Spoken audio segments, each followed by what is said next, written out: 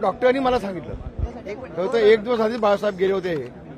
मग उद्धव ठाकरेंनी त्यांना का ठेवलं एक दिवस, हे बाळासाहेबांच्या बहुतेक यांनी उपचार केले त्या डॉक्टरचं मला सांगितलं. काय कारण होतं यामागचं, काय कारण आता त्यांना विचारून घ्या, मग कसं सांगू. शिवसैनिकांना इतरांना सर्व नेत्यांना अंधारात ठेवण्यामागचं काय उद्देश असतो? आता त्यांना विचारून घ्या, मी कसं सांगू.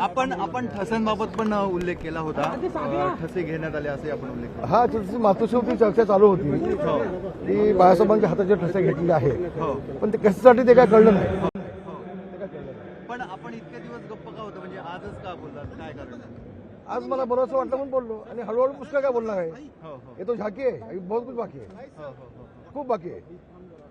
कारण ज्या वेळेला आमच्या मुळावरती उठतायत, माझ्या मुलाच्या मुळावरती उठतायत, काय नसताना विधिमंडळामध्ये राजीनामा मागतायत आणि फक्त एकट्याला टार्गेट करतायत, असं असेल ना तर तुमचं जे आहे ते लोकांचं म्हणायला आम्हाला अडचण काय, मग काय अडचण आहे. बाळासाहेबांची मोठी संपत्ती होती ती कुठे लॉकरमध्ये होती, त्यामुळे त्यांचं काम जे आहे मला माहिती नाही, मला कल्पना नाही. त्यांना विचारून घ्या, ते सांगतो.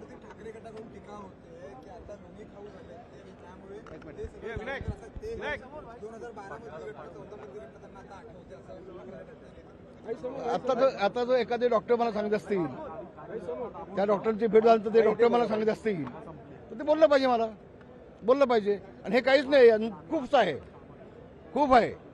जेवढं तुम्ही माझ्या मुलाच्या मागे लागाल ना तेवढं तुमचं मी सगळं उजेडामध्ये आणीन. मी तर मातोश्रीमध्ये 55 वर्ष मी काढलेत, 55 वर्ष मी काढलेत. आणि किती वेळा तुम्ही बॅगा घेऊन बाहेर चालला होतात मातोश्रीतना, अजून खूप बोलायचं बाकी आहे. सूड भावनेनं तुम्ही वागताय माझ्या मुलाच्यासाठी, सूड भावनेनं तुम्ही वागताय, लक्षात घ्या, कळलं की नाही. आणि आम्ही इतक्या वर्ष शिवसेनेमध्ये काढली, शिवसेना आम्ही वाढवली. लोकशाही मराठी ऐका, पहा, जागरूक रहा.